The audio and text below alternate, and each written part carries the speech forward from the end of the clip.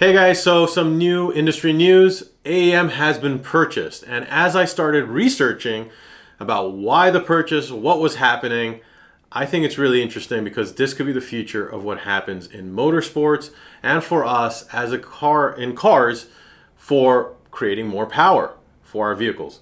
So let's run that intro and I'll tell you guys everything about it.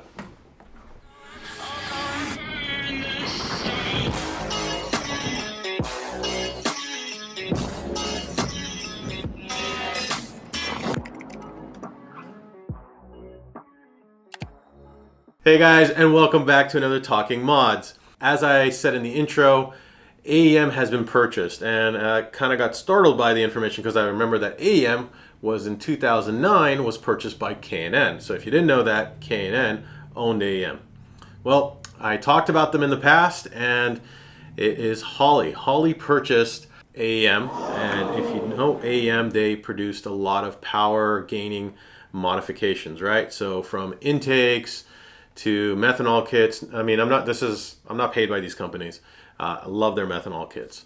If you need a good methanol, I recommend them. But the point is that that they've been purchased. The amount was for $52 million for all their assets.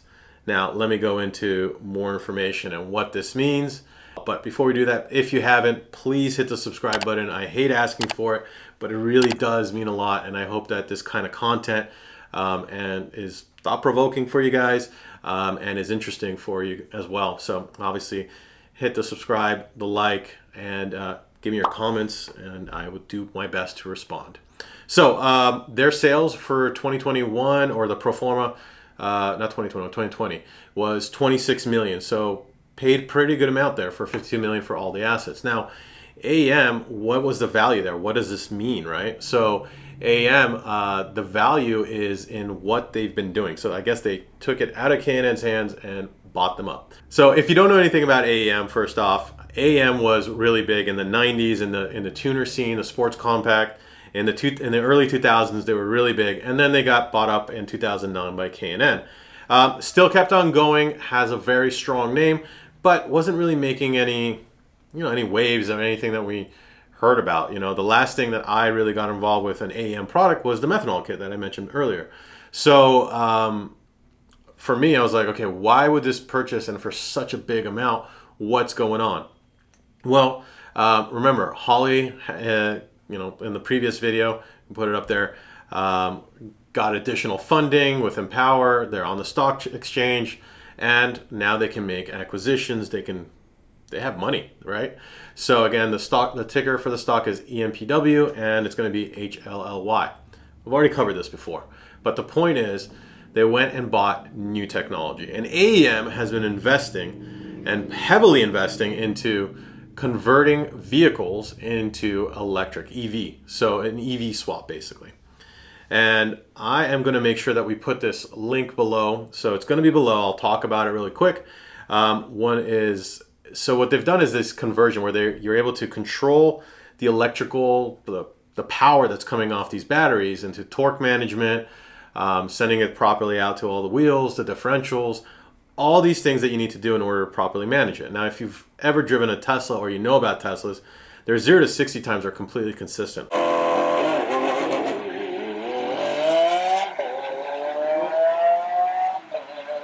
Unlike a gas-powered car, when it's on the driver, it's never really truly consistent. It doesn't always get the power down correctly. But Tesla really figured that out. They put it into their management system, right? So AEM's management system of this is the first of its kind, and it's revolutionary. So they built this with Ford. So Ford built what's called they call it the Cobra Jet, and I'm going to put that video below. And this is really cool. They use another company, I'm looking down there, Cascade Motion. So Cascade Motion with 4 different batteries and this motor. So it's a motorized motor that it's inverted. I don't know all the details because I'm not an engineer who built this stuff, but they worked with Cascade Motors, Ford, and AEM in order to control this power. The car did amazing. I recommend watching the video. I was blown away. 1,500 horsepower. I think they generated in power-wise 2.1 megawatt, which is a ton of wattage. And basically on the quarter mile, it did 170 miles per hour Pretty awesome stuff. You know, Holley now grabbing this company, this, you know, tech company. What does that mean for all of us, right? Is that like something that they're going to bring out? I think so. Remember, they've already got like the area to, you know, testing for EPA and for, you know, CARB, for Air Resource Board, so they're getting those certifications. They're now getting involved in the EV swap, so you can take your motorized vehicle and, you know, have an EV swap. And it looks to be pretty fun. Obviously, you're going to lose some of the sound. There's still a sound, actually. You'll see it in the Cobra Jet. There is still a sound. Obviously, you're not going to have the same type of sound levels that we're used to in race cars, but this is a way to create more performance. They have 3 products, so I'll put a link also into the EV version of the AEM stuff. And they even have something already for Teslas. I wasn't even aware of this. So as I went down this rabbit hole, I'm like, wow, there's a lot to research here. I'm still going to be researching more of it. Ways to gain more power, to have more control over how you put the power down. And as these cars start to develop and people build these cars, well, there's going to be a way to tune it with these AEM modules, basically a tuning with the electrical part, right? And there's a way to now maximize horsepower, whether it's on the drag or it's going to be on the track. So guys, to summarize everything up, I mean, I think Holley's done some incredible work here, you know, figuring out the right person.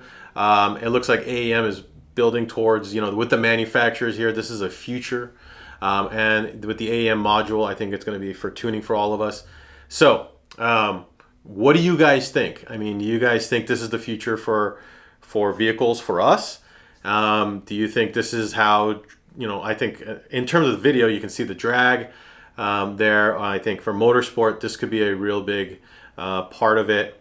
Formula E and other events, I mean, I think this could be a very big step. Do you think this is the future of newer vehicles, car modifications that come out, and a way for us to also still have fun where we tinker with the power? So I think Holley's onto something. What do you guys think? I look forward to your comments. As you guys know, I hate asking for it. Again, if you haven't, please hit the like. It does help the algorithm. And check us out at Mod Bargains. Thanks again, guys.